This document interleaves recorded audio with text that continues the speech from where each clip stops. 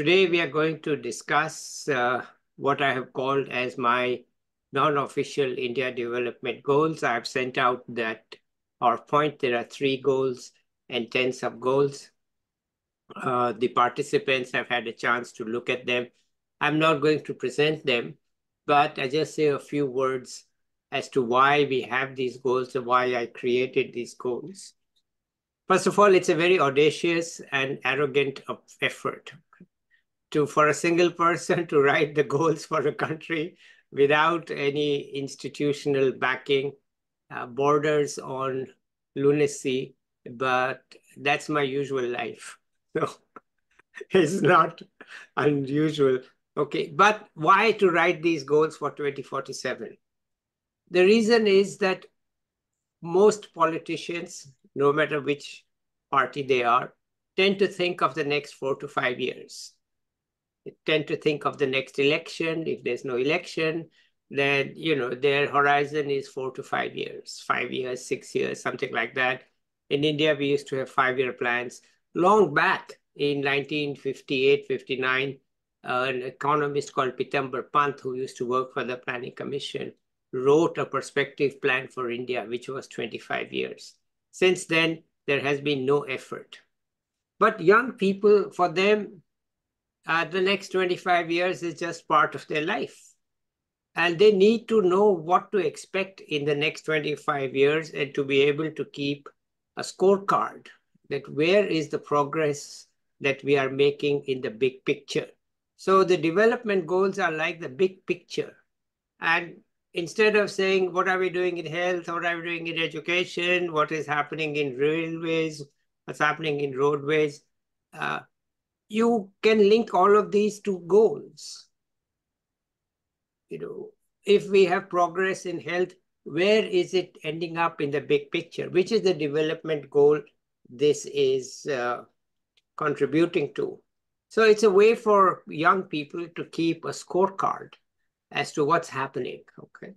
And to see where each intervention that we undertake, where does it really help in the goals, rather than to say, look, I'm helping women, okay? But then, right, where is it, in which big picture goal are you aiming?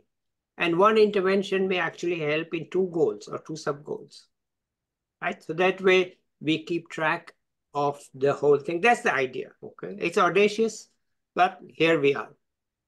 And my next step is to actually, right now we have 3 goals, 1 digit, 10 goals that are 2 digit, to create something like 25 sub goals, means 3 digit goals, so that we are down to practicality a bit more. And also to begin to think about implementation, first at the 1 digit level. What does it mean to implement at the 1 digit level? Then to think about what does it mean to implement at the 2 digit level. And then, of course, where most people really look at things, at the 3 digit level. Okay, where are we in practical terms? So then I hope this stimulates some discussions and conversations, and we keep this going. Okay, so enough from me. We have here with us, please identify yourself when you talk so that everybody knows your background. Praneetha is one of the persons who has been supporting me regularly. So she has spoken before, so I gave her the honor of starting first. As it turns out, there was the other woman on the panel, Arush, she dropped out. So, but there is 60-40 gender bias in most of my work in favor of males. I was hoping to have at least 2 women here, but Arushi dropped out. So Praneetha, please start. Sure. Thank you, Dr. Mathur. And hi, everyone. I'm Praneetha. I'm currently based in the US. I recently graduated with my master's in applied economics from University of Arizona, and I also previously hold a master's degree in agricultural and resource economics from India. I'm currently interning at a non-profit organization which has its operations in 10 countries and mainly works for international development and poverty alleviation. And I also want to begin with thanking Dr. Mathur for having me a part of this discussion for whatever little I have to say. And yeah, I must say I'll be occasionally looking at the little notes that I've prepared to be able to continuously talk. And yeah, Dr. Mathur, the non-official development goals that you have put forward are not any small. They are so huge, and yet they're very fundamental for development of any country. And I also want to begin that we have to acknowledge, like, we are certainly in the part of the game, but we only have to look at how we need to level up through our economic policies. We have an advantageous position being the largest democracy in the world. We are definitely in the game. Yet, uh, like, whatever the good things that are happening, be it India assuming G20 presidency and launching its own satellites and spacecrafts, and having largest global workforce in the IT sector. These are all good things. I don't know what it means to in the real monetary terms, what it brings to the country, but I believe this all paves a way for attracting the foreign direct investment. But at the same time, on the flip side, it is high time we realize India is battling with certain deep rooted fundamental issues like unemployment, inequality, uh, poverty. And it's very unfortunate that even when we are claiming that we are rapidly growing economy, the women labor participation rate is so low, and it is still a topic of debate. And coming to that, of course, we realize our real competitor is China in terms of having almost relative size of population and everything. But yet, the India's per capita income is 6 times lower than the average per capita income of China, which is a huge gap. And it is no wonder we say India is fighting with poverty. There is a high amount of inequality that is still existent. And again, 40% of the entire wealth is of the entire wealth that is built during a decade is only concentrated in top 1% of the population, whereas only 3% of the wealth is uh, distributed among the lowest 50% of the population, which is again a huge gap.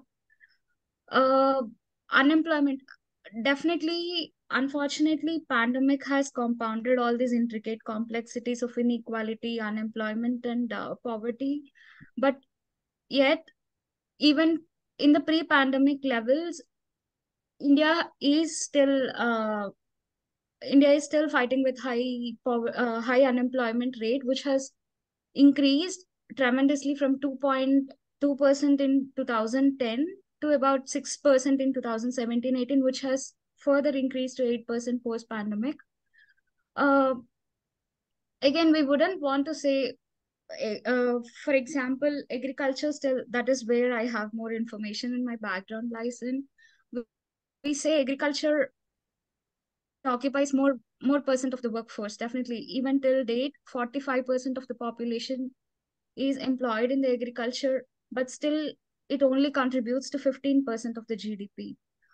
Again, it is easy to say that the practices are non-productive, the labor productivity is very low, but at the same time, the green revolution is about already half a century ago, and we are still talking about wheat, rice, and the high improvement varieties in wheat and rice. That is no longer profitable and doing any good to our country. There have been several debates about how the production has to shift from monocropping to multi-cropping systems and more integrated farming systems.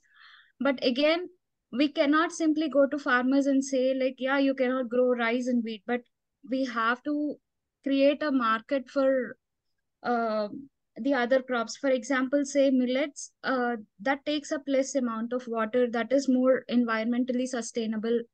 But at the same time, is there one thing to realize is there enough market for the products that they grow?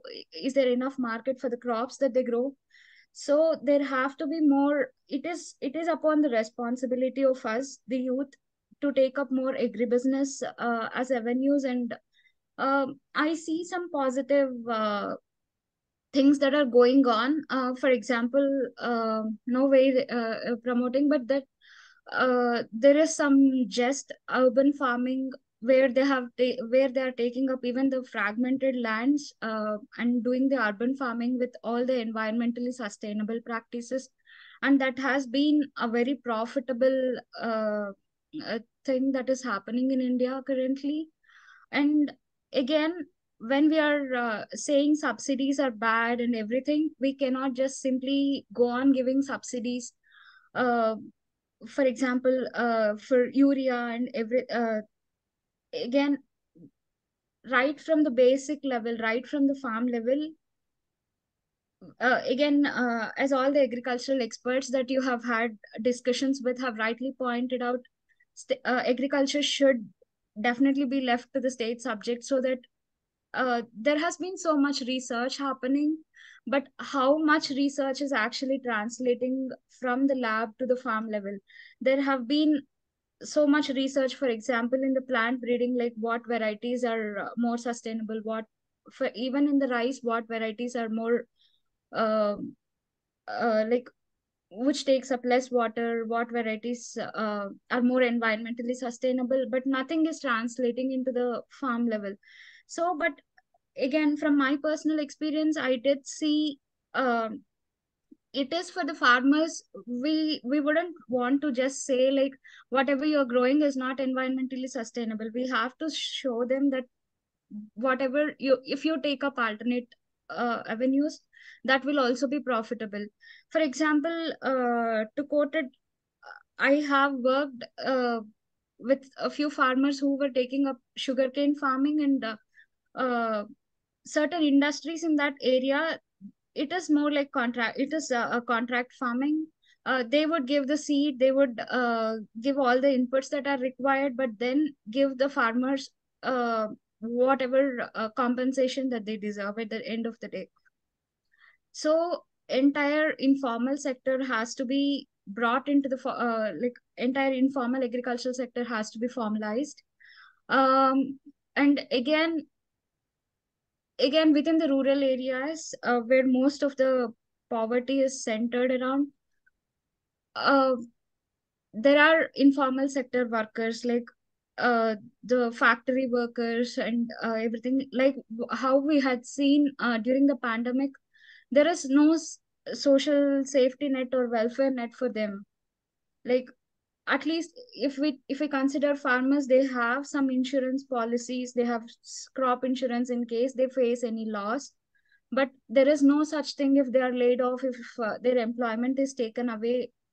No such uh, monetary benefits or anything, or anything of that sort are promised to the informal workers.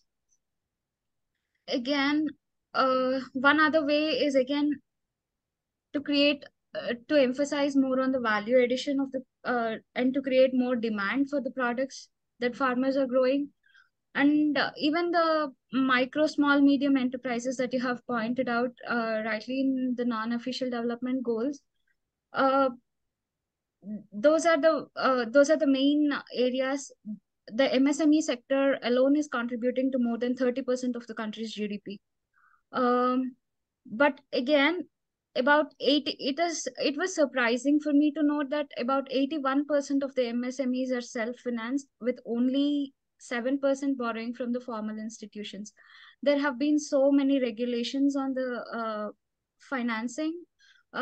Additionally, earlier demonetization was one big blow to the MSMEs, demonetization, and after that uh, one GST. Probably these might turn to be good in the medium or long term, but initially for them to set up as an enterprise, uh, these are actually causing some problems for them to. Also, when we are talking about unemployment, according to the CMIE institution, out of entire 1 billion working age population within the India, only 400 million are contributing to the country's economy, which is a huge, like again, 40-60% ratio. One more thing, as we all undoubtedly argue that centers, the government only cannot alone take up entire thing. It is upon everybody, but at least not in terms of what they are doing to the country, but at least there have to be some accounting on what they are spending, like how much expenditure uh, they are spending on. For example, again at the beginning of this discussion, as you said, there are many free buys of being offered by the state just to earn some vote banks. uh, it is also a high time we realize even the public debt, including the center and the state governments, has is more than 80% of the GDP, which is like huge proportion of the debt we are accommodating. So there has to be accountability and transparency on what it is being spent on, instead of just offering free buys. Probably again, I think uh, these free buys can be translated into creating some safety net for the workers who are not given anything, not in just in terms of giving monetary benefits or just giving free money to them, but uh, promising something like in terms of food stamps or food coupons, like that is again going in the right channel and benefiting them to ensure at least food security at the basic level. That is what all I got. Well, thank you, Praneetha. There are many thoughts there. I will not respond. Let's have everybody's thing, then we can have a discussion. Okay. So, Ksihtinjay, it's your turn. Perhaps we should try to keep it within the certain time limit, right? Because yeah, it's a good idea, but I don't think can't be here all day. Right. No, we won't be here. All right. All right, Ksihtinjay, please. Good evening, everyone. I'm Sharan Sondhi. I'm talking right now from the United Kingdom. So I did my master's in development economics from the London School of Economics and Political Science. I've just recently graduated. So most of my points that I'll be talking about in this discussion are like quite pedestrian because my I don't have proper research experience so far. What I have right now is that what I can argue about is like what exactly are the things that are important for us to discuss in this presentation. I would like to thank first of all Dr. Mathur for giving me this chance, and obviously the presentation of all those non-official development goals. I also believe that okay, it's quite an ambitious and fundamental attempt of describing the main problems that India has right now. I won't be getting into the intricacies of the socio-demographic problems, since in my opinion, everything trickles down to economics.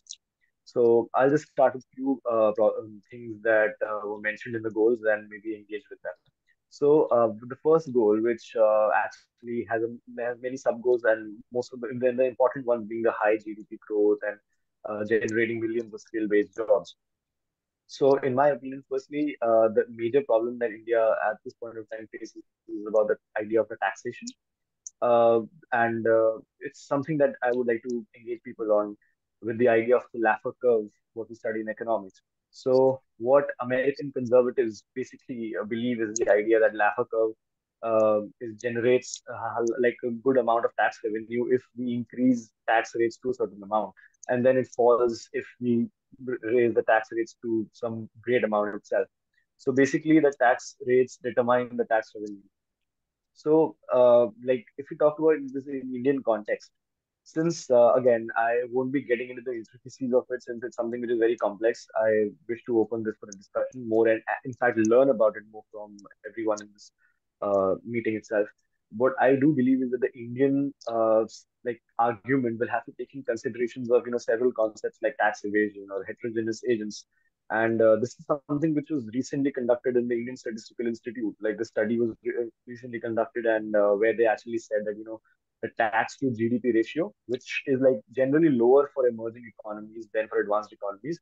India has seen like a marginal increase of 1.2% in the 2021 to 2022 fiscal year.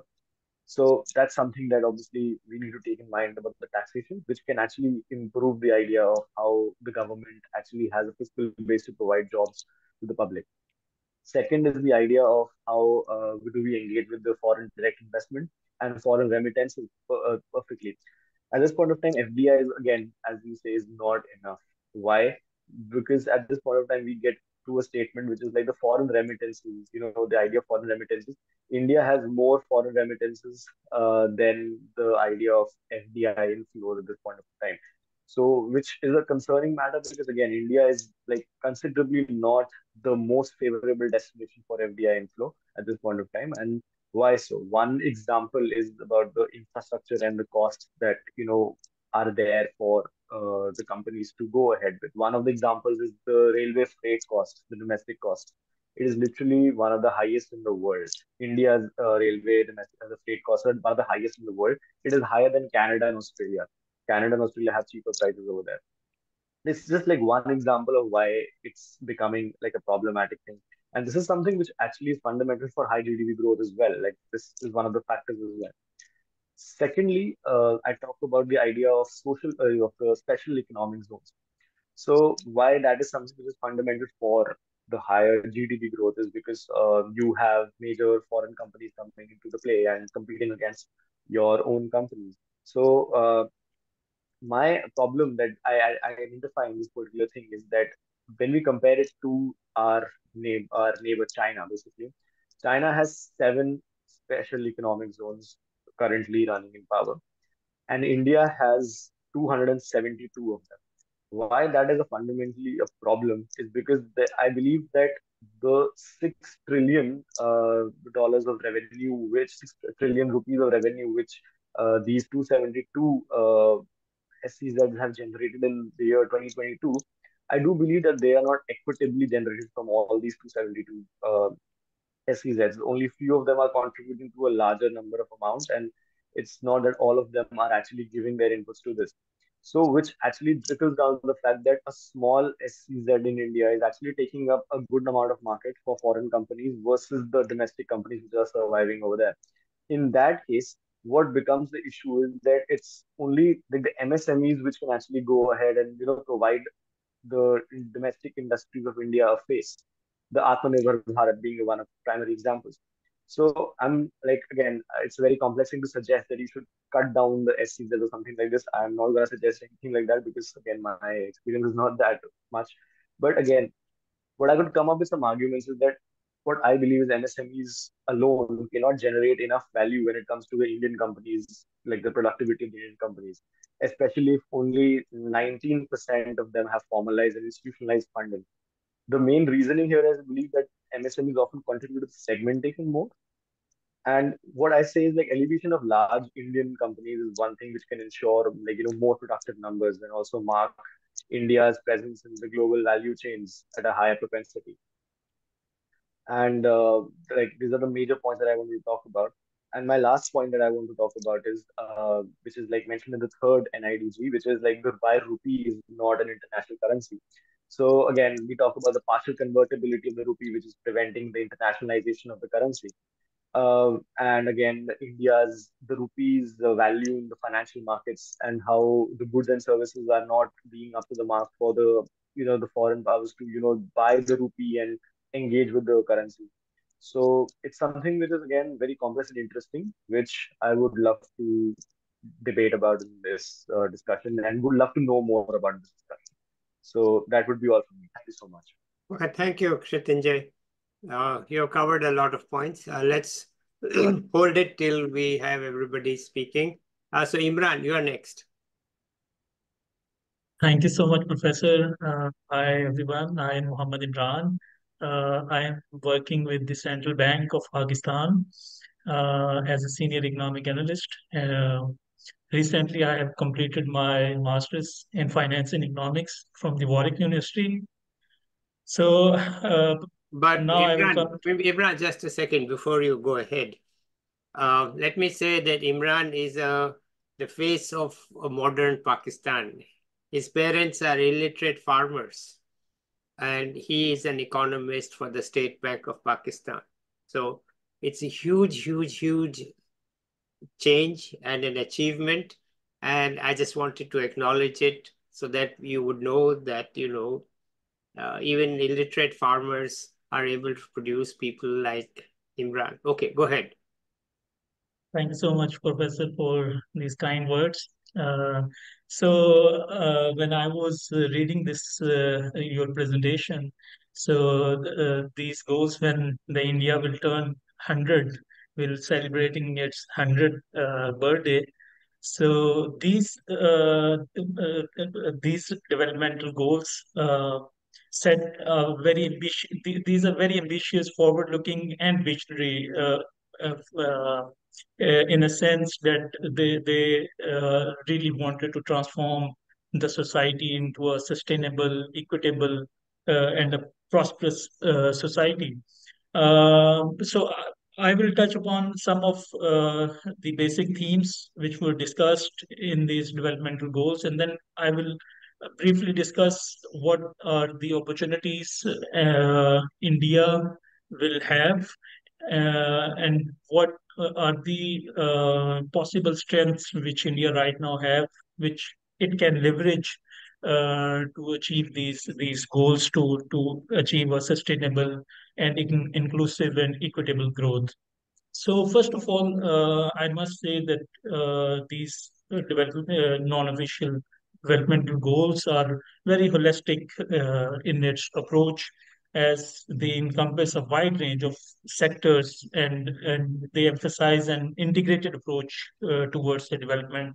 So as to develop and grow sustainably, it's necessary to make the progress simultaneously in various sectors of economy, like it's technology, or it's environment, or it's a social welfare.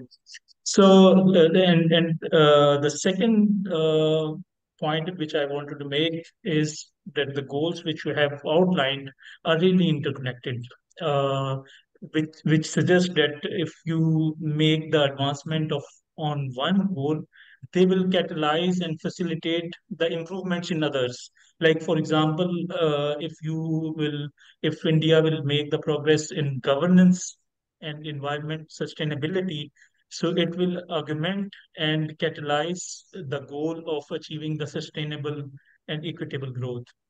And similarly, this approach also underlines the importance of inclusivity, which is very close to my heart, because it ensures that the benefits of this growth are equitably shared and distributed among the various societal segments. So this integrated perspective is well equipped with the sub goal of reducing the inequality. So, having said these points about the non-official development goals, now I will come towards what India have right now, on which India can leverage those strengths, and what it needs to done in order to achieve these non-official development goals. So first of all, I guess I was reading an economist report which was on like some of the American IT companies, they were shifting their operations to the India. So it highlight various challenges these IT firms will be facing in the India, and one of them was the human capital.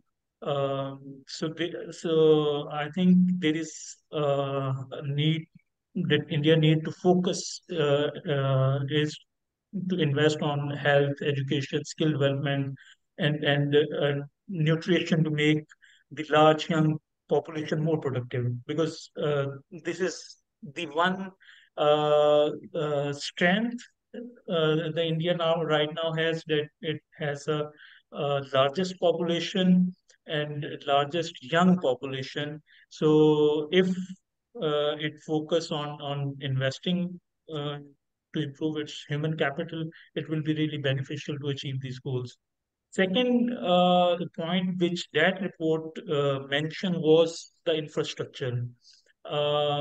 India has invested quite a lot in previous decade on infrastructure development, but still it requires a massive improvements, I guess, in road, railway, ports, and energy to enable the growth levels.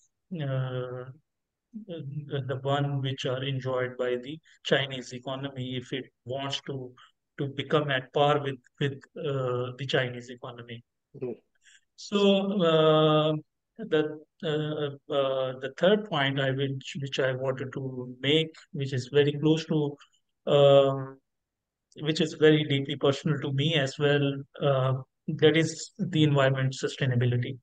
Like Pakistan, India is also highly vulnerable to climatic shocks. So I really wanted, like when I came last time to Professor, we discussed it. I really wanted to integrate the economic resilience into the economic policy and planning as well. So this is what I think India also needs to do, especially in sectors like agriculture, which where a large chunk of population depends, and this agriculture sector is also important in terms of raw material supplies for industrial sector as well as food security. So I think um, this document has rightly emphasized on the importance of environment sustainability, and it has pointed out a challenge as well, that in order to achieve a higher growth levels, how India will be handling this trade-off of like achieving high growth by ensuring environmental sustainability at the same time. So I hope and this plan will envisage a roadmap where the economic development and environmental sustainability go hand in hand, and so that the vulnerable sectors and sections of society, they are not only protected but they should thrive amidst the risks of climate. So it again bodes well with the sub goal of equity of reducing the inequality in the Indian economy. Secondly, I think what needs to be done is on the agricultural reforms. The previous speaker, Praneetha, shed light on this as well. So, and similarly on governance and bureaucratic hurdles, this is a common problem in Pakistan as well. But India has improved a lot on ease of doing business. Like in the previous decade, it was on the 140th rank, and now it has like on 62, 63 place, which is still, I think a lot of development is needed in this sphere as well. And this is the last point I will be making to achieve these developmental goals. There is I think there is a need to diversify the talent pool by enhancing the labor force participation in the labor market. So there is a need to introduce the reforms which would encourage the women participation in workforce. So and I saw a little on this thing in this plan, and I hope that in after these discussions we could incorporate more on this side, because it's important that if you want an equitable society, the participation of women labor force is really important. We can't deny this, and so the policies should be implemented to address the gender disparities in education as well as in skill development. So and there is a need to provide a safe and accessible work environment So I guess this is and in the end, I would like to say that these development goals are equally important and applicable to the Pakistan as well, because in terms of social indicators and culture-wise, we are very much identical to each other. So. So, when I was reading your presentation on these goals, so they reminds me that the other thing which needs to be done is that we need to enhance the cooperation among our economies and among our countries as well, so that we could progress together and we could achieve the goals of sustainable and inclusive growth together. Thank you so much, Professor. Well, thank you so much, Imran, for that. We now move to the two senior economists here. Both are PhD students. So far, we had master students. We now move to the PhD students who are left for the second half. So, Adrij, it's your turn. Hi, everyone. Hi, Dr. Mathur. Professor Duara. I'll keep it really short. My name is Adrij. I'm doing my PhD in the University of Luxembourg. I'm my second year currently. Before this, I did my master's in world economy from the University of Jena in Germany. And before that, I was doing another master's in the University of Edinburgh. So I think it's not fitting for me to speak much about this topic because I come from a very, very narrow, specific field of labor economics, which makes it all the more difficult for me to make broad comments on how India needs to develop from a multifaceted angle. But what I did understand while reading your presentation, which is in itself quite comprehensive, is that we probably need to focus a little more on labor markets for at least for the realization of the first two NIDGs. And I want to talk more perhaps later when the floor is open for discussion on two or three particular things. I'm going to list it out right away. So I was also interested in talking about labor law flexibility because I think India still struggles with some sort of rigidity when it comes to labor markets, and that might not prove to be in a higher level of equilibrium when it comes to getting attention of global manufacturing companies to come to India and set up shop there. The second point would be if there would be a trade-off between manufacture and service, and this interest is quite new. I'm reading a book that was recently published by Professor Rajan and Rohit Lamba, and this kind of I'm trying to wrap my head around whether there's a trade-off between investing so much in manufacturing industries versus investing more in human capital, so that number one, it can augment the services sector, which India already enjoys a comparative advantage in, and second, if it could stop the brain drain India struggles with right now. And the third point that I want to also talk about would be if there is an institutional support in the form of Indian democracy that might make it more profitable for companies to work here, as opposed to the competitor that we face, which is China, where maybe institutions and the political economy could play a role in this. So very briefly, what I observed across the economy in general would be that there are a couple of areas which could maybe go through a slight overhaul in order for India to be a more lucrative destination for manufacturing companies. But there are a couple of policies that are probably not in the best interest for the government to attract these companies.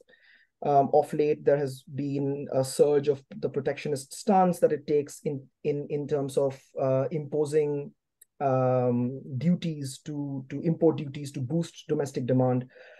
Domestic manufacturing in industries like electronics or even leather and footwear, and that's probably to also to make them feel the brunt of the massive Indian domestic demand that already exists. So if that continues to be the case, then maybe in the short run, there could be some gains that could be reaped by the government for these manufacturing companies. But in the long run, I'm not so sure if this would be a very good idea. And the second point that I've observed is that there are a couple of incentives that the government is giving away to these companies called the production-linked incentive schemes in the form of the PLIs, actually. But those probably suffer from some sort of unrealistic expectations. It was probably aimed at 35,000 crore or 35 lakh crore, but it managed to, I think, only garner about 60,000 crore or something. So which is not very impressive if you look at the world stage at this point of time. And finally, before moving on, I just want to briefly touch upon the fact that I'm also interested in migration, which is why brain drain happens to be a very interesting topic for me. And now that there's an open talk about how to keep the Indian talent in India, especially for the services sectors. And if India manages to play its game well, then maybe the manufacturing sector, if India happens to compete China, play their own game, and probably dominate the market with it. Now that more and more companies are interested in the country for setting up shop, maybe if it would be nice to look at some of the places that India is currently failing in, for example, providing a smart and equitable education system, and looking at the delinks of politics, policies, and institutions. So it would be interesting for me to know about that. And ultimately, given the limited knowledge that I have on these aspects, I really have more questions than comments. So there you go. Okay, thank you, Adrij. That's a very, what should I say, a bit too underplaying yourself. You are a very smart guy. And you are underplaying yourself, but that's your choice. Anyway, all right, fine. Sharan, you are next. Hi, everyone. And whenever this goes on YouTube, whoever's listening to this, hi, I'm Sharan. I'm currently in India, so this is midnight for me at this point of time, but this is very convenient because it's Saturday and I'm at home. I'm currently a sixth-year PhD candidate at Cornell University, studying applied economics and management. Broadly, my areas of interest are international finance, macroeconomics, and banking. Prior to this, I was doing my master's in international affairs at Sciences Po in France, and prior to that, I was at Presidency College, Calcutta, doing my bachelor's in economics. So when I was wrapping my head around what to talk about this, I think the first thing that came to my mind is what new can we add after 3-4 videos on the same set of development goals. And I think the one theme that I continuously came across in terms of just wrapping my head around it is who belts the cat in terms of these development goals, in terms of the fact that if we have to make this actionable, we have to make this marketable to some institution or some agency, right? So which is technically, if you think of it, there has to be a political institution which has to find this attractive enough to be able to market this. Now, if I have to think of a political institution over here, we have to think of this as a manifesto. And in terms of how this becomes an actionable manifesto for the next 25 years. I haven't really seen a lot of discussion about how this becomes an actionable manifesto for the next 5 political cycles, according to me. So if, 2023, so another 5 political cycles.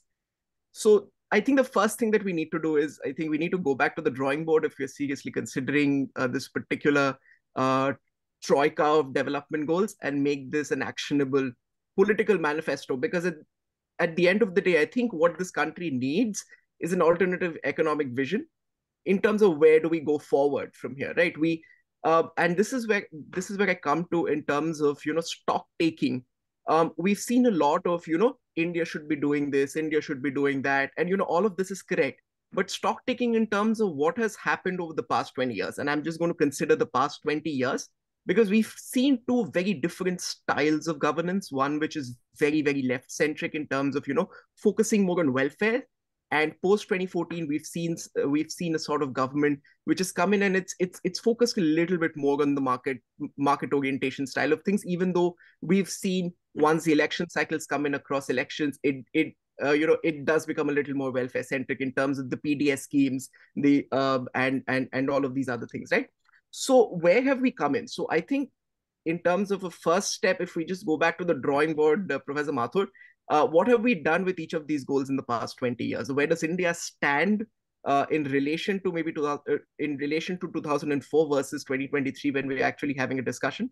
Has India moved very fast relatively to other countries and to itself? Because, for instance, if you think about high economic growth, which is where I'll come to the first indicator, if you see the past 7 to 8 years, 9 years, India has achieved some of the highest rates of wealth creation amongst all of the other countries in the world. So in terms of even the economic engine, for instance, right, the IMF attributes that India has contributed close to 16 to 17% of global growth just in the past year in itself. So India and China together account for 39 to 40% of global growth post the financial crisis. And let's just keep it to 2019 because COVID's been an absolute outlier.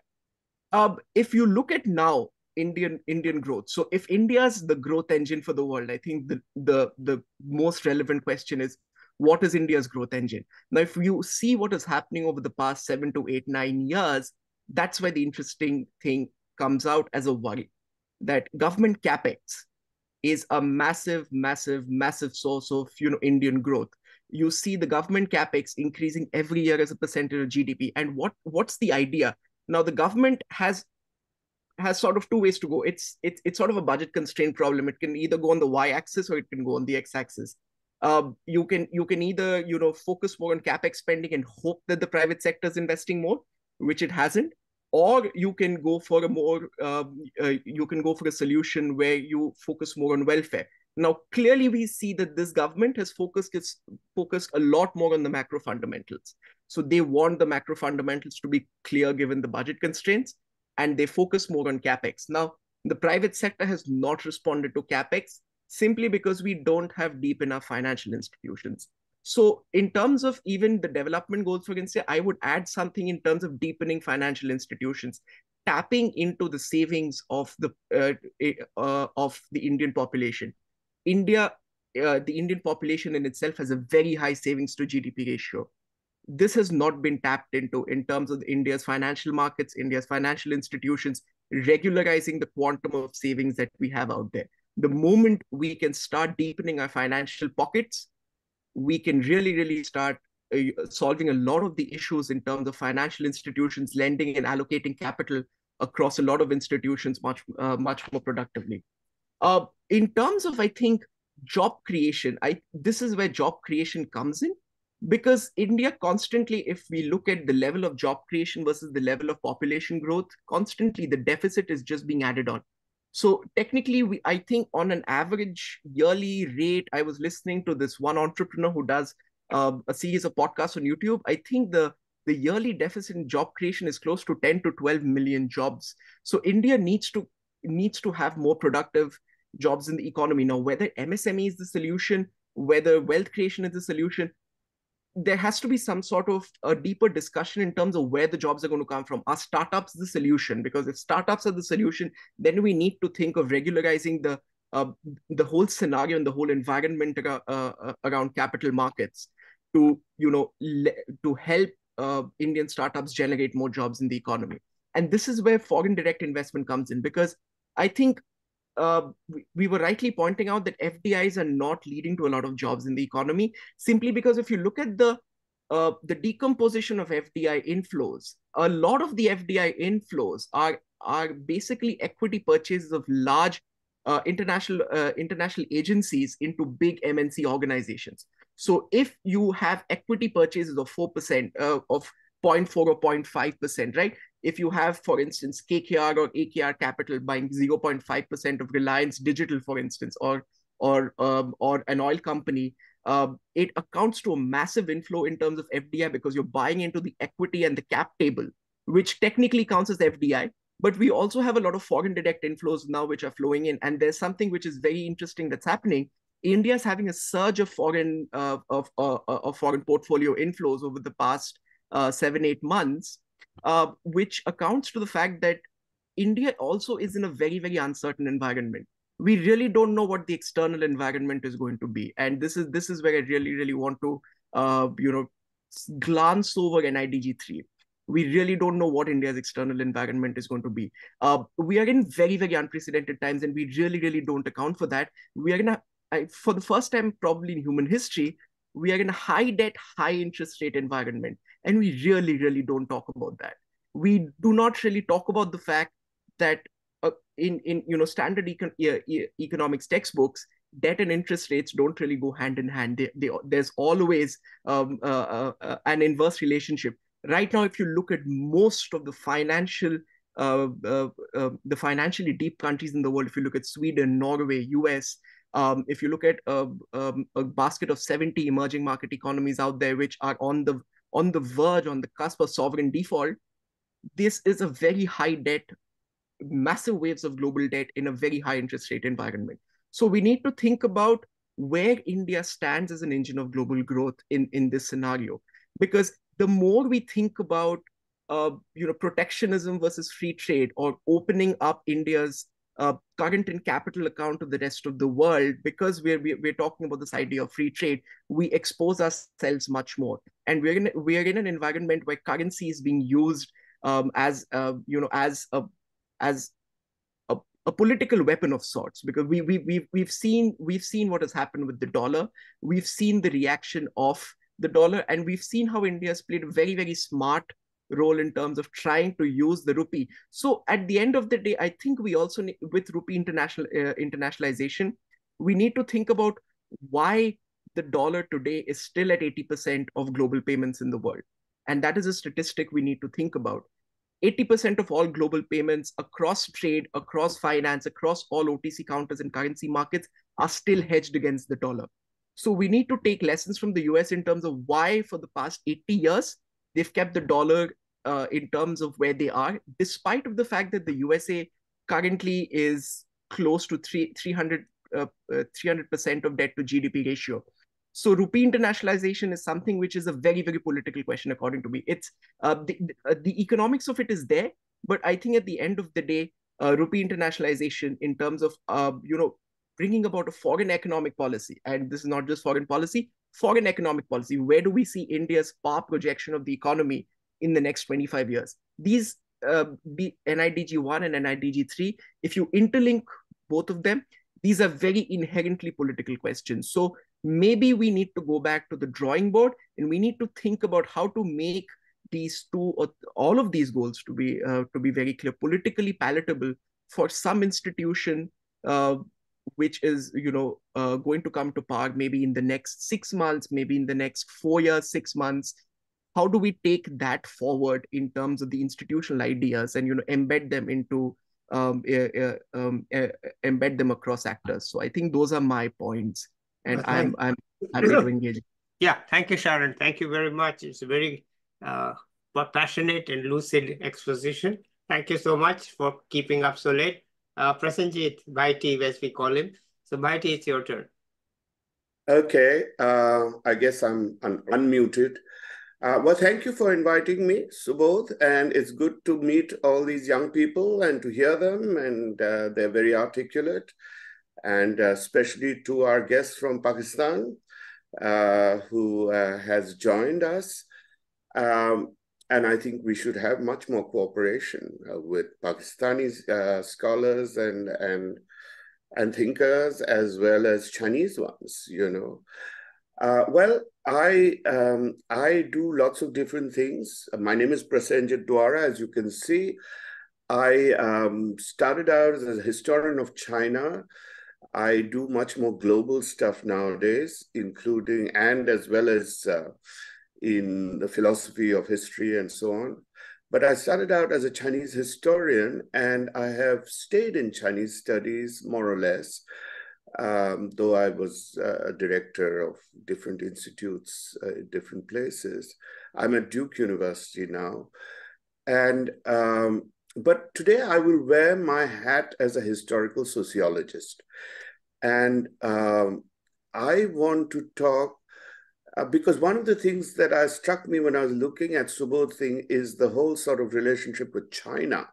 And of course, that is what has interested us right from the 1960s and 70s, long before you people were even thought about, right? And So that's how I got into the Chinese studies field. And there's some things about China that are not talked about, but in terms of historical sociology, that I think are very relevant to understand. The first is that China's competitiveness, your NIDG 3, is, of course, cannot be seen only in economic terms. Although I think that historical sociology has a lot of economic implications. Long term, China has had more or less a centralizing government for 2,500 years, and which has long eliminated, especially by the time of the Chinese Revolution of 1949, has long eliminated social structural hierarchies, right? As opposed to economic hierarchies. There have been lots of economic problems also in China historically. I mean, basically the main problem was growing adverse land-man ratios, right? And or is it man-land ratios, right? There were more people to land most of the time. And this led to a lot of poverty and so on. But it was also, but not having these social structural hierarchies, sort of what the state did from having a long centralized state. The centralized state was not thinking only in terms of economic efficiency and so on, which it was thinking in terms of not having feudal powers between it and the people so that it could extract revenue directly and strengthen the state, right? So it didn't want intermediaries, and especially powerful intermediaries. So that was so it was creating a kind of a homogenized societies all across over these 2,500 years. Of course, the reach of the state was not as great until the early 20th century. And then, of course, with the Chinese Communist Party, you had the party state that was able to reach all the way down, not just to the village, but to the family, right? So you had this kind of state capacity that we have rarely ever seen in Indian history. We have rarely ever seen in Indian history. And now, when you have basically the difference being basically economic, big landowners, or even those were not allowed to be too big, or big lineages and so on that tried to cooperate like we have in castes and so on, but nowhere near as enduring, right? What tends to happen is that when the hierarchy is mainly economic, everybody is entrepreneurial. Or there is a tendency, there's the possibility for all peasant families to be entrepreneurial. And you began to see this once China opened up in the early 1980s, right? What happened? Basically, they were given property and so on. Rural incomes went up by a massive amount because every peasant's community began to have some kind of little entrepreneurial society. And this has been true for thousands of years. China has been a market society, certainly from the Tang era, from 1000 AD, and the Song Revolution. And everybody was always trying to be an entrepreneur. So what I want you to note now is that wanting to be an entrepreneur, wanting to get ahead, means that you can see the road ahead, right? You can be aspirational, right? And of course, you can be entrepreneurial if you have capital. If you don't have it, forget it. So the Communist Revolution created, in addition, enormous human development, of course, in literacy, and more than literacy, I would say education, health, and infrastructure. Of course, once again, and then you have, even after the liberalization of 1979-80 in China, what they call the Kaifang, or the opening of the economy, you still have state party domination of society, which still has the capacity to engage in organizational activities, to mobilize population, to mobilize capital for any kind of thing, together with the entrepreneurial spirit. Of course, the issue is, I'm not saying China also has a lot of problems, given that it is a non-democratic, essentially single-party structure. If there are problems at the top, you get them all the way down below, right? The Great Leap Forward, the Cultural Revolution, the COVID crisis, once again, the top said, lock up everybody. And what is it called? Lock up. No, lockdown. Yeah. And everybody's locked down. They open it. And then, you have this guy. So there are those kinds of problems. And there are also many other problems. But I'm just telling you some of the basic differences that enable Chinese growth to quadruple, quintuple, whatever. What is 6 times more? Sextuple over India in 25, 30 years, certainly since 1990, but probably even since 1980. So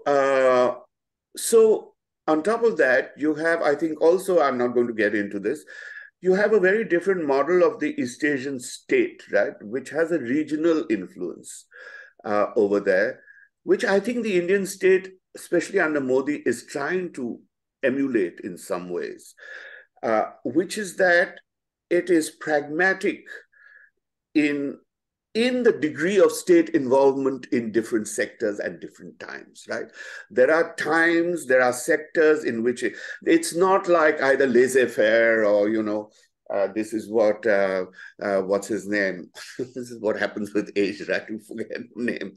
Our great Adam Smith was telling us, you read Adam Smith, he has many qualifications to pure laissez-faire, It's unbelievable how many qualifications he has. And yet he's sort of declared as this kind of thing. But so you have to have a very nuanced, pragmatic sort of approach to how the state intervenes and when it is proper to do so and when it is not.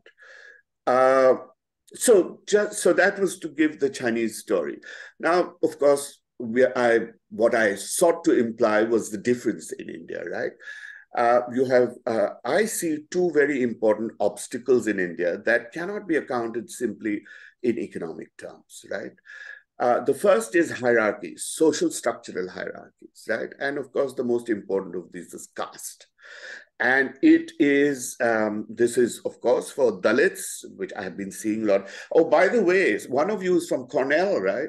My colleague who gave me this book many years ago, Anirudh Krishna, wrote The Broken Ladder. Do you know his stuff? Yeah, he got his PhD in Cornell. He's now, he's a Stephanian economist at Delhi School, and then joined the IS for 14 years. And then he did his Cornell PhD, and he decided to spend 10 months in a village. And it's really, so an economist who goes down and looks at the worm level. So he says, I'm a worm. I spent 10 months and then I bought a home in the village and I spend every year, a few weeks there. I don't know where this village is. I haven't read the whole book. But anyway, but his point of view, he shows how these problems of the micro level problems in an Indian village function. He says, you go, okay, villages outside cities do okay. They do better than certainly any village that is 5 kilometers beyond the city, right? And he says that, so one of the issues here is very low, that there is, it's 2 of the issues that we see positively in China. Low state capacity in these 5 kilometers over, and low aspiration. And what are the reasons for low aspirations and low capacity? It has to do with, of course, governance structure, right? And it has to do with the social system in India, where there is very little information. Despite your cell phone revolution and everything, there is very little information that gets, especially to the poorest of the poor. So they don't have, he gives these stories about how this guy, he met this kid who could do better math than him. He had polio or something, but he could do better math than him. He has a Delhi School of Economics fellow. But so he wanted to be an engineer. But he says, nobody in this village has ever been an engineer, so you can't. And you can't afford to. I have to pay for my daughter's wedding. So I can't send him to college or anything. So those are the kinds of issues. So, you know, that sort of create a lot of problems. That's one kind. So the broken ladder shows how despite macroeconomic growth stories, at the micro level, attitudes and beliefs create obstacles to proper education, credit, information, especially in the more remote villages, which is not that remote. 5 kilometers you can get by bicycle in half an hour or less. The issues, so that's one kind of issue that I'm talking about that is different, that if we want to compare with China, we have to take a much broader canvas. The second is, of course, which several of you have mentioned, major climate change, I think, and environmental disasters produced by human activities very often. Earlier, the colonialists, and now our leaders, our thinkers. So this is an issue, of course, that has to be thought of in terms of not just new technologies, not just green technologies. Well, I guess they are part of green technologies. But Praneetha was talking about some kind of urban farming or something, but I'm not sure this is exactly it. But recently, and I want to end on this positive note, I heard about how there's an SRI system. Have you heard of it, Praneetha? You know that, right? The system of rice intensification, which actually can be applied to other crops as well, not just to rice, where basically it's an organic development. You apply more labor, which used to be the old Chinese system, right? The more labor, the more calibrated, the more fine-tuned labor application of water to the rice plant, of transplanting and this, that, and the other, using new varieties, using more resilient varieties and so on. Actually, and doing it in furrows so that you're not using water everywhere, but just in those furrows and things like that, which also requires more labor, is something that actually produces much higher productivity, much higher yield per acre. And but Praneetha was saying some of these things probably don't get communicated or don't become actionable beyond 5 kilometers of the village. I don't know if that is true or not, to join these two things. But I think there are sort of ways of thinking about this that sort of I want to end with. So I'll leave it at that. Okay. Thank you, Prasenjit. That was a thing that we hardly ever hear because most people among us don't know a thing about China. We certainly don't know the history and social structures of China, and we certainly don't know. But I do know that people say, look, you can't compare India and China, but they don't know why. Now we have one sense of why. So let me give you very briefly my overall reaction. First, it's very encouraging.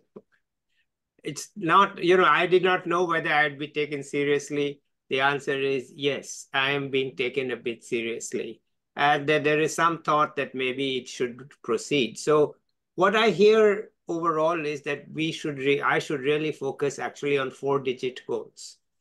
Okay, 3-digit goals won't cut it alone, but 4-digit goals where you're really talking about what exactly are you going to do in these situations. That's where you are really focused. So good, I will try my best. I will need all the help I can get, though I must say somewhat arrogantly that I think I'm familiar with the issues that were raised today in terms of whether it is I did not know the term SRI. Let me first say that. I heard that first time.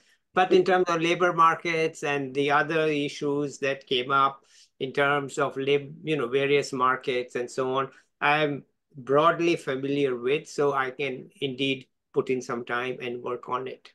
On some of the specific issues, Bhaiti, there are conflicting reports that I get on what is the situation in villages. Okay.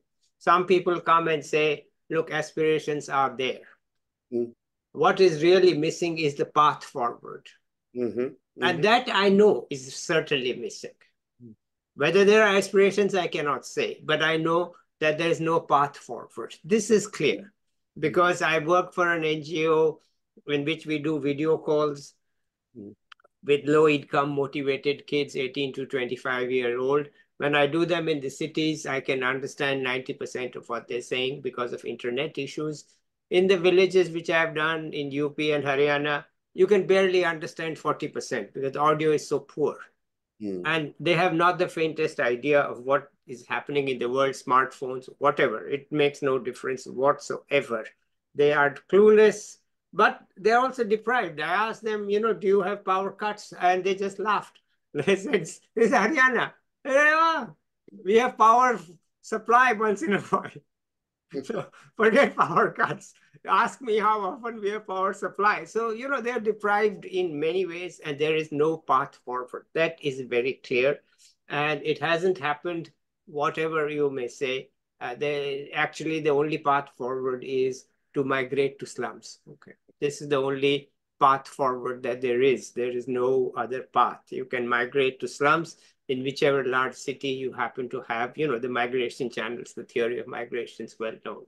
Okay, so that certainly is an issue and it needs to be addressed, but I haven't really put enough thought into it, but it will come into the 4th digit goals. Sharan made a point on, which I just picked up, on the financial markets. If you read my India 2047 book, the main recommendation for the union government is to develop the financial markets. Because right now what we have is growing crony capitalism because the financial markets are so poor.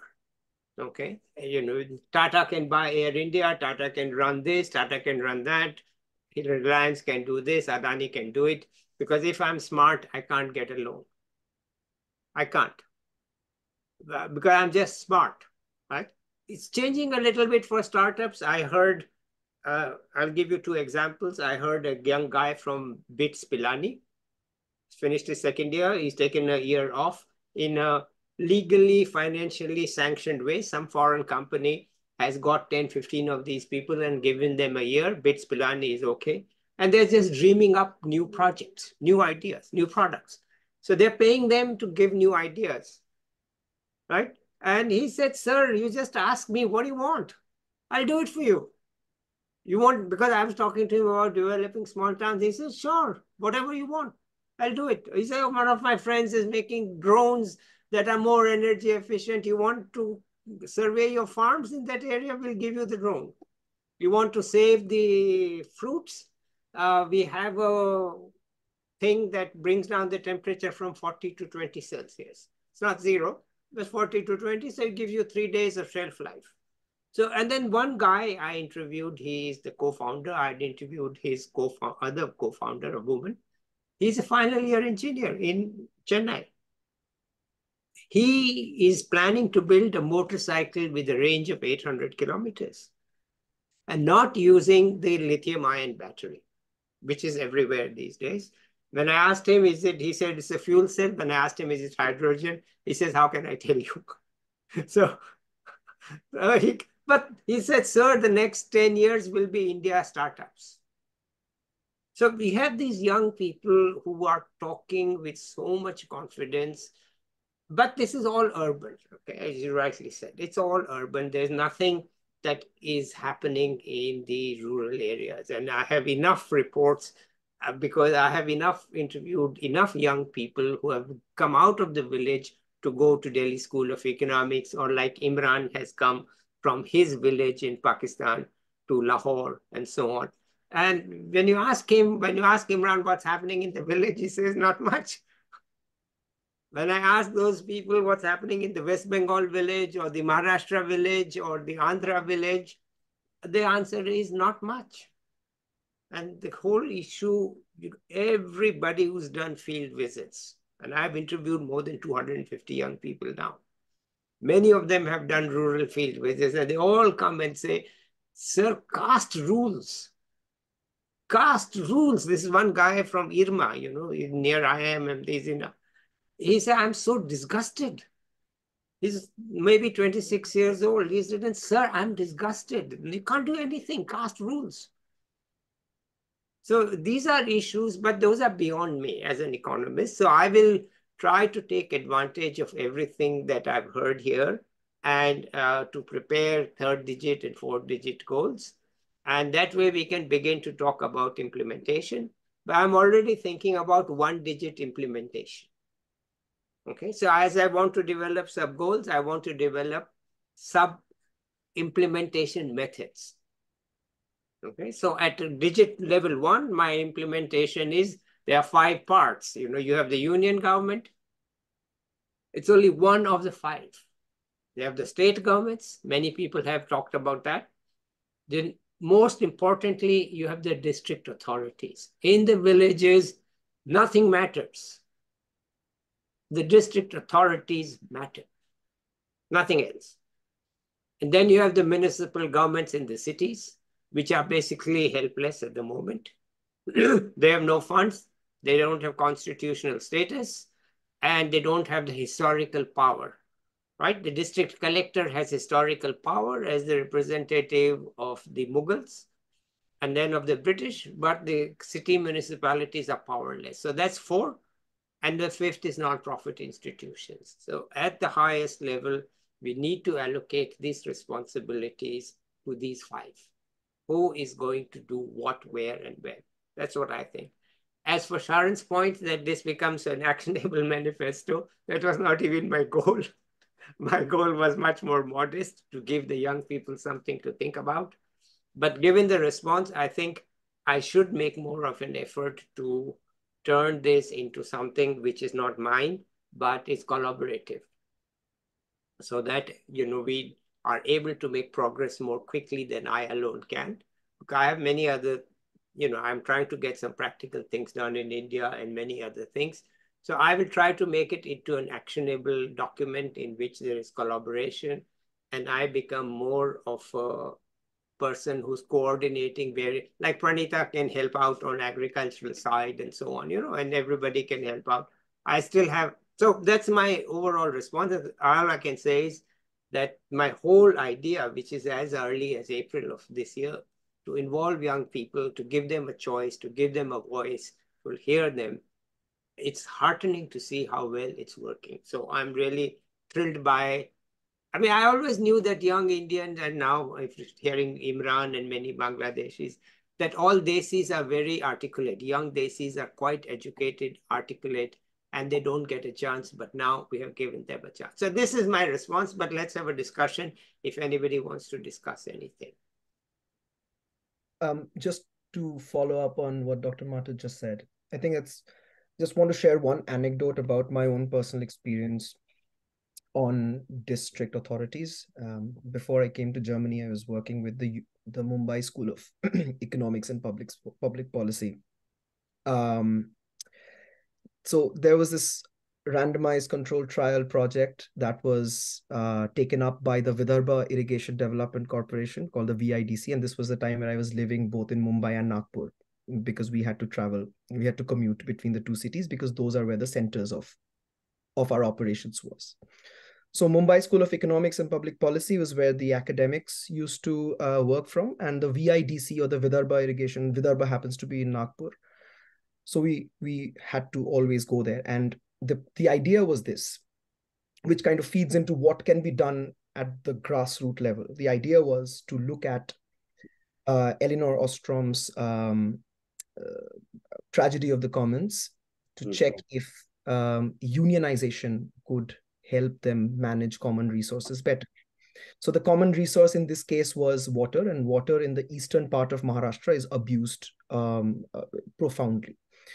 So there were 2 stages, and I was a part of the first stage entirely, and then I was a part of the second stage, but only partially, because after that I left for Germany. And what the first stage was about is call to action. We would talk to people, talk to farmers, we would talk to landowners, and we would talk to them about their awareness and their rights to unionize. Because I was surprised to find out how many people did not even realize that they have the right to unionize, because the caste system, the caste rules, absolutely, as Dr. Mathur said, it's such a pity that people of immense knowledge would still take caste for granted, and they would follow the textbook definition of you under me and me over you. And that's exactly what happened. And this is the thing that we wanted to break as a team. And when we were working with the farmers and we were working with the landowners, we did not get any positive response because the people were just not ready to listen to us. Some cited urban elitism, some cited people who do not understand the grassroots problems of that area, and some cited a clear case of xenophobia coming from a different culture and looking into Maharashtrian matters that were beyond our scope, according to them. But what we did was we changed our discourse and we went to the district authorities, we went to the collectors, we went to the block development officers, and we asked them if they could help us out. And it's almost something that dreams are made of, because in a matter of 3 months, the entire population that we were working on for our randomized controlled trial had shifted their tone from diffidence to confidence in us. And that has happened because there were several meetings held at the parishad level, several meetings held at the panchayat level, where we were made aware, not by ourselves, but the representatives they think they elected. So the punch and the block development officers and the municipal corporators who had come from the suburbs, they spoke to us. So I think, Dr. Mathur, if you're also looking at, potential policies to implement, then taking the government officials, of course, who you think would be nice to collaborate with, that would be a practical way to go on about it. Sorry. Okay. Yes. Yeah. Thank you. May I respond to that? Sure. Yeah. Yeah, no, I think that's a very good example of what I was talking about, and with the Indian difference. That is that once you involve the state, which a lot of the state is also very casteist. So, that the state instruments are also problematic.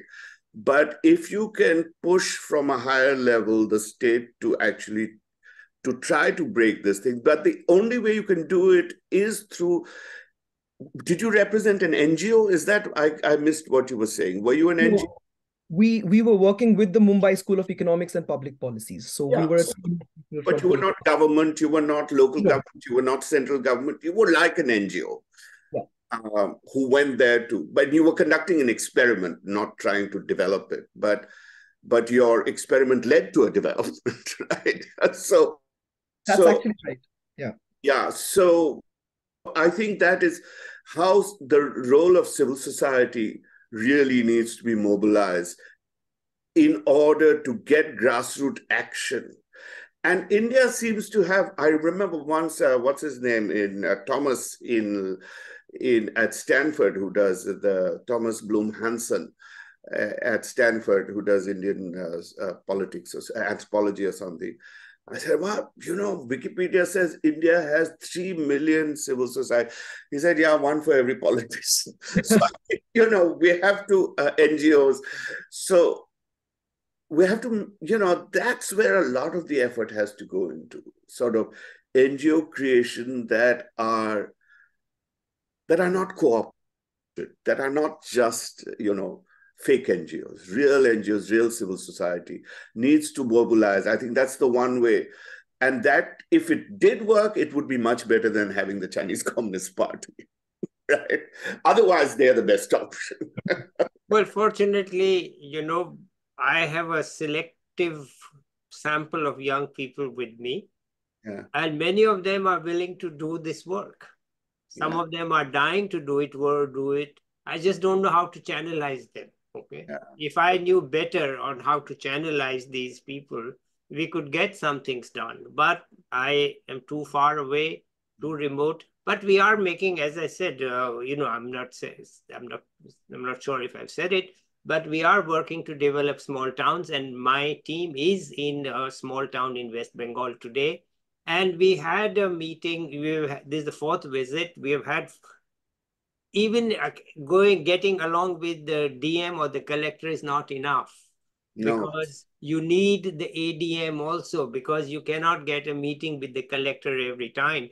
And it took 4 hours of a very senior person, my older brother, to charm this ADM from hostility to approval.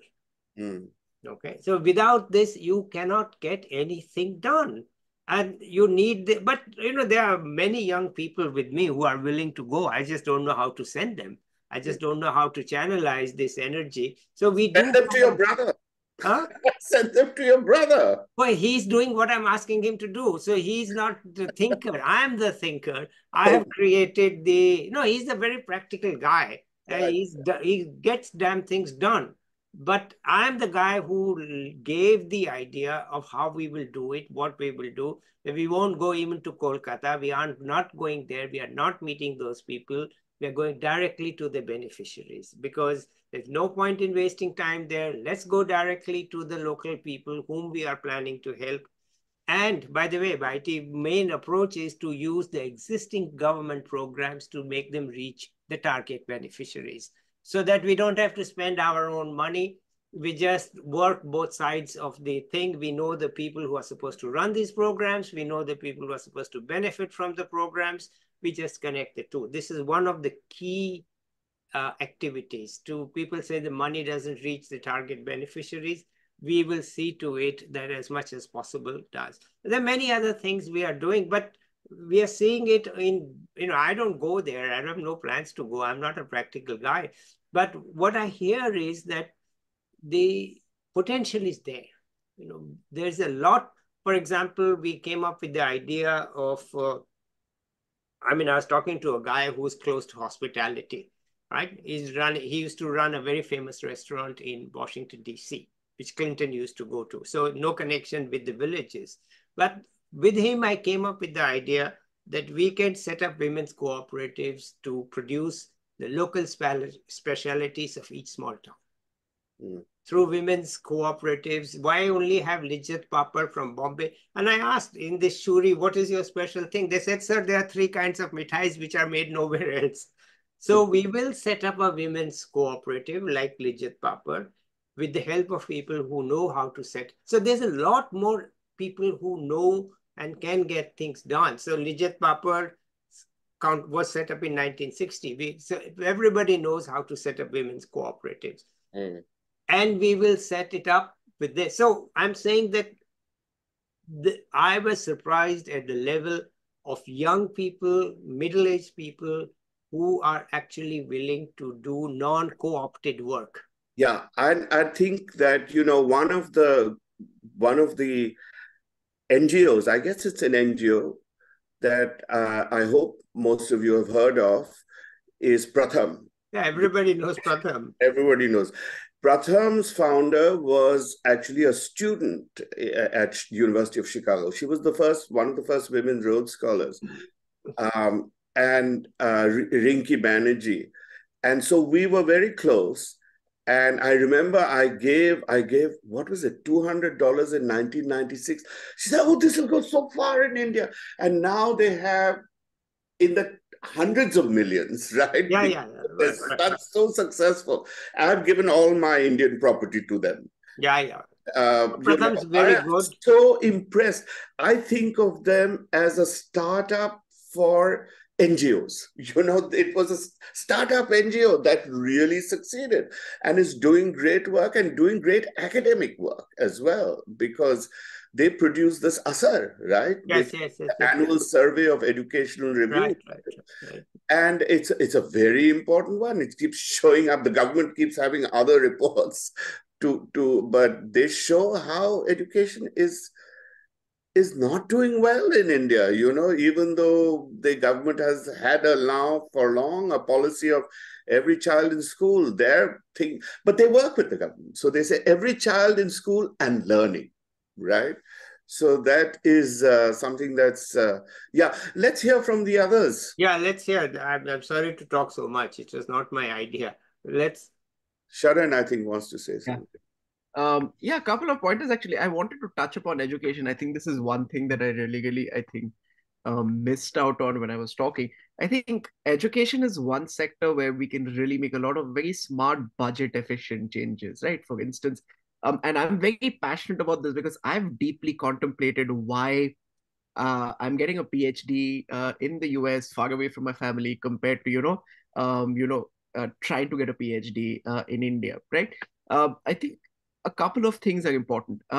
If you're thinking about higher education over here, making higher education in terms of requirements closer to international standards, I think, for instance, completely doing away or recalibrating the idea of a UGC net, because I've seen a lot of my undergrad friends who haven't gotten a PhD, who have not even had experience of teaching a single class, appearing for an net entrance examination on the basis of a certain score in an examination, qualifying to teach classes. I think that is a very arbitrary way of going and teaching young kids, and then you have these people who may be underqualified as compared to us, where we have teaching statements. We have to a lot of our salaries come from assisting professors, right? So these are very smart changes. I think they don't require a lot of investment in terms of government capital, but very smart policy changes, right? So, for instance, you don't need the UGC net. You don't need the UGC net. Your PhD or your masters, you have to have some sort of teaching experience, or you start rewarding PhD students not through GRFs, but you sort of sort of divest that money through the universities, through the faculty, into the pockets of the PhD students, where they're actually getting trained in teaching methods. So that's a very, very smart, because the ultimate money that is going to the PhD student comes in a very different route, but it is something which is benefiting the wider community. So I think these are very smart changes, budget-friendly changes, I think, which we can start. Because I've thought a lot about higher education. Higher education is the first thing, that has come to my mind. And I think the second takeaway that I have is, again, this brings me back to the idea of how do we make this actionable? Because when I hear about NGOs, I think of economies of scale, because we're thinking of one district, we're thinking of one village, right? If you're trying to bring about tangible change, and I'm no disrespect to anyone, but if you're trying to bring about national change, at the end of the day, I don't think the isolated appeals to one district collector, one DM, one ADM is really going to make a difference, right? It won't do anything. Exactly. So at the end of the day, I think, and this brings me back to the main point that I was saying, I think we need to really sit and think about how do we make all of these goals, whether it's at the village level, whether it's a district. I think this idea that Professor Mathur proposed of, looking at 5 tiers, let's keep the macro economy out, but let's think of village, district, state, country, right, in terms of development. Sort of trying to look at, what the existing principles of the Indian Constitution are. What are the state subjects? What are the central subjects? How do we recalibrate this, tiered geographical distribution with what the constitutional responsibilities are, and maybe make a more politically palatable set of goals, which we can go to the policymakers and be like, okay, this is what we're trying to propose, and this is exactly what we need to do. We all know we need to achieve higher growth, for instance, 6% to 8%, 9%. But what translates to higher growth in terms of, okay, we've said that now we need to think about manufacturing in these certain areas or services in these certain areas. How do we get to that through the villages? Are we looking at startups? If you're looking at startups, what sort of programs are there at the district level? What can political parties do? Because at the end of the day, I think what the country needs, and I think this is where the utility of these goals actually comes in. We don't have a fresh economic idea of where we want to go for the next 25 years. We're, as I say, we are on an autopilot. And if you're on an autopilot, we will get to where we are with the 6%, 7% growth. But I don't think autopilot is enough. And we do need a fresh action in terms of the ideas. So Sharan, can I say something? I want to collaborate with you offline. Okay. You have a lot to offer. And I don't think we should just take up everybody's time. And actually, I want to tap, and I want to tap Praneetha offline too, and Adrij too. So, as we move forward with this, honestly, it is audacious enough for me to put down 3 national goals. To think that I can write down sub goals is even I'm not that arrogant, okay? I mean, there are limits to even my arrogance. I know my limits, that I cannot do it by myself, okay? So I'll need all the help that I can get from everybody whom I have been involved with to see, and my own name on it is immaterial, okay? We need to have a group of people who own it and who don't own it, but who have contributed to it, because this is the only way forward. And Praneetha has many ideas, Adrij has many ideas, and you have many ideas. And I've had many panel discussions where on this, we have many people who have contributed. And of course, by Prasenjit Duara's ideas are not in the practical sense, but gives us the overall framework. So from my side, I think this is the last one that I'm holding in this panel format. I'm done with enough discussions. I will have one on 7th of January, which is open to the public, in which I will actually make a full presentation, okay, rather than expecting them to have read it before. And then after that, we are moving towards implementation and sub goals, 4th level, 5th level, whatever it is. And I agree with, all my life, I didn't work with an NGO, Sharan, because of exactly the scale issue, okay? I said, no, I can't do it because you are using me as a resource to help 10 people, okay? It's not justified, okay? I can help 1 million people, 2 million people, if at all I'm worth something, right? So then that's the resource. But we are in West Bengal, we are trying to set up one example, and then we hope to be in 60 towns in 4 to 5 years and multiply that automatically without us to about 300 small towns. Okay, that's not a small number to have, and leave out the top 7 states of India specifically, which are the 5 South Indian plus Gujarat and Maharashtra. They are well off enough.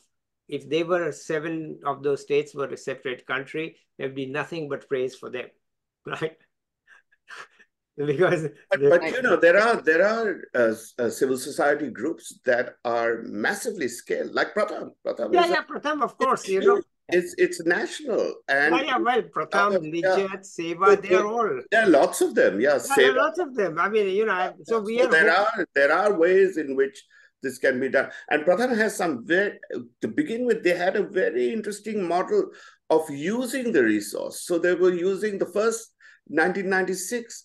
They were using these class 10 girls to go and teach the kids who were out of school and so on in the mohalla, in the community, in the construction site, and that's how they scaled up. It was amazing. So I'm willing to, I'm more modest than most of those people in that respect. I don't have implementation capacity or knowledge. I can just think. And so anybody who can help implement, I'm more than willing to have on board and to take it forward. And we will set up a legal structure in 2024, because I didn't want to set up a legal structure for Lift Up India 2047 until we could show something on the ground, okay? Because right now we just spend our own money. We don't have to keep any accounts. We are not accountable to anyone.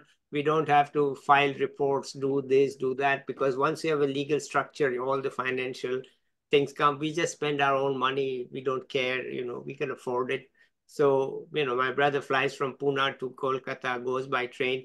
He doesn't have to record it anywhere, why he spent the money, why he didn't spend the money. Another fellow comes from somewhere else. So, and the young people, we just pay for them, it's not a big deal.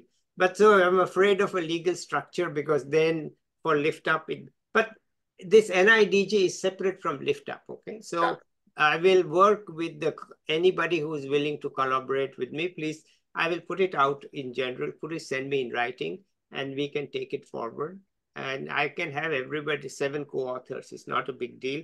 And we need ultimately some institution that owns it. Or we create an institution that owns it, right? That's a separate institution, like a new style think tank, which owns it.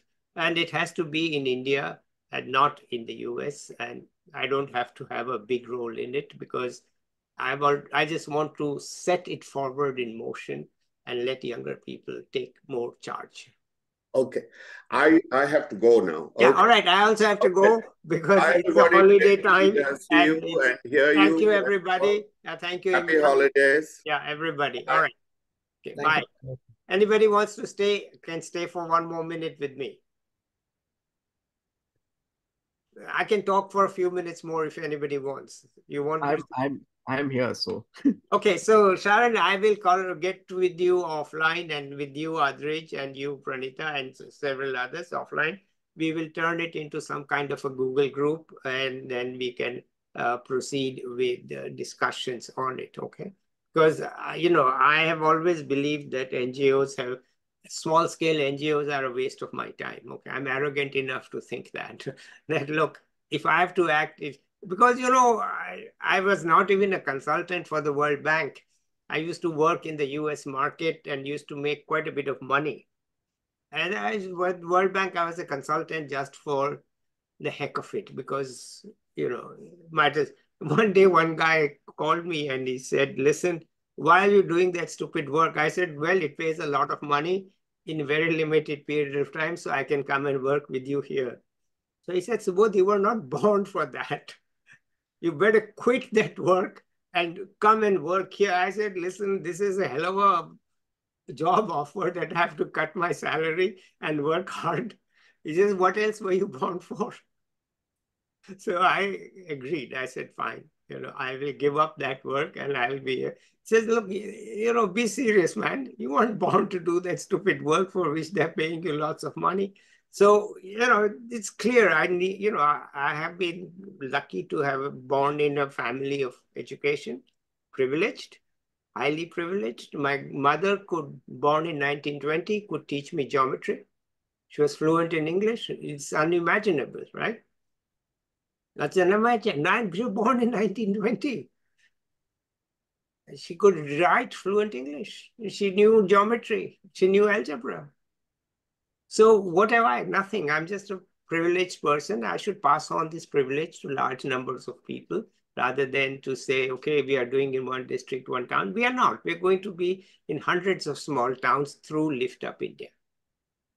But not. And I particularly like that idea in terms of women's food cooperatives. I think that's a very, very scalable idea in terms of decentralizing. And yeah, it can be and the other idea, then next day I said, look, we have all these self-help groups for women, okay? And when you read the literature, it says we are supporting self-help groups for the least privileged women. I laughed at it and I said, what the heck? They're the least privileged and you want them to be self-help? Self?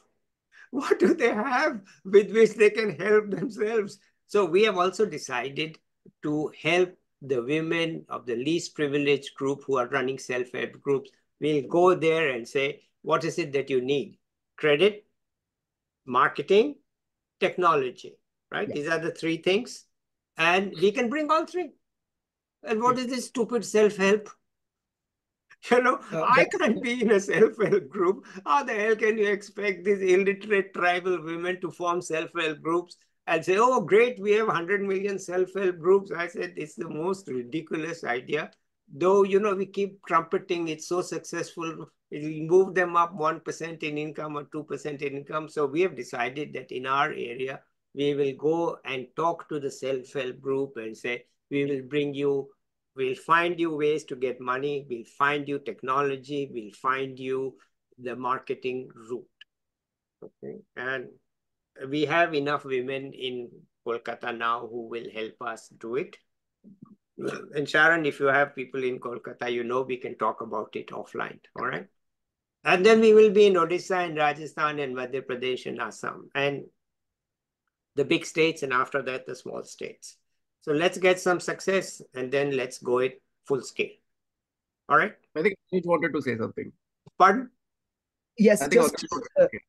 Yeah, thanks, Sharan. I actually just wanted to, I'm not particularly aware of how Pratham works, although I am only partially aware of its existence, but I also wanted to ask a question about how well rural entrepreneurial activities are represented through Pratham's operations. No, Pratham is just educational. So, Pratham okay, is right.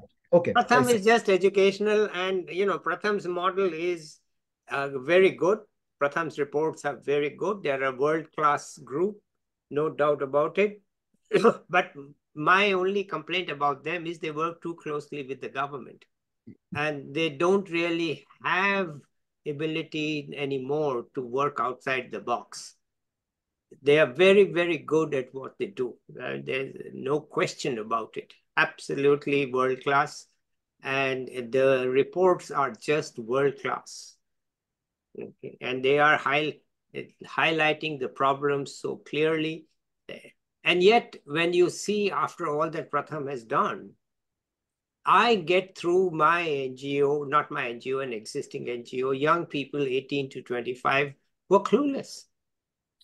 Hardworking and motivated, hardworking and motivated. You don't need to tell them. One fellow said, sir, I go to work 6 a.m., I come home at 6 p.m., 7 p.m., I'm in your class. What more do you want? Right? But, and they're so good. Within a few short period, they blossom. And yet they have been not given access to anything, and their education is, I mean, what can Pratham do when the base is rotten? The base is rotten. You can't do much because you are not going to hire that many teachers. You are not going to teach that. They are very good at what they do. They give a second chance to children who, are in 7th grade but can read only at 2nd grade. They can help them through alternative education and stuff like that. But in the end, the core education remains a problem. Right. Formal institutions of education. Yeah, it remains a horrible problem that they get neither rote education nor critical thinking. None. And there's a professor in Illinois, in Chicago, Professor Anil Bera. He's from a village. Yes. He's from a village. Yeah, he goes back to his village every year. And he runs what he calls as ABCD, Anil Bera Center for Development Education. So he's in West Bengal every year teaching elementary school children. So where's Pratham? Pratham's not able to do it. So he's there. And Dr. Mathur, just to follow up on that, maybe it would be worthwhile for you to look at rural startups as a potential mechanism to what actually Sharan was talking about, the thing is that there are so many people working in rural areas that I want the new approach to not just work in slums and rural areas, but also to look at small towns as places where you can much more easily create jobs and much more easily create better opportunities for people to move to rather than to slums. Okay. And but that was just my idea, but the practical team has pushed me into the near surrounding villages. And I'm sure that sooner or later, the collector will say, please do my whole district. Right? Why are you just here? Please do my whole district. So we will soon be expanding in some fashion. And I'm not coming in the way of the practical people. They will decide what they want to do. Okay, so if we go into rural startups, I don't know a thing about them, but it's not what I know, it's what the practical people report, that this is what is doable here. So in the end, we don't have a template, we don't have a model, we don't have an approach, we customize it to each place. That's the idea. It's interesting. Do we actually even have a lot of rural startups? I mean, that's also. What do I know? I don't know. Exactly. That's the first question that came to my mind. What do I know? Okay. All right. Good. Guys, thank you so much. It is very illuminating. And once again, Imran, we are trying very hard to make it a Desi channel. And thank you for this. I have already, of course, done people from Bangladesh, but none of them was as much serious economist as Imran is. Okay. Professor Mathur, just before we leave, one quick idea.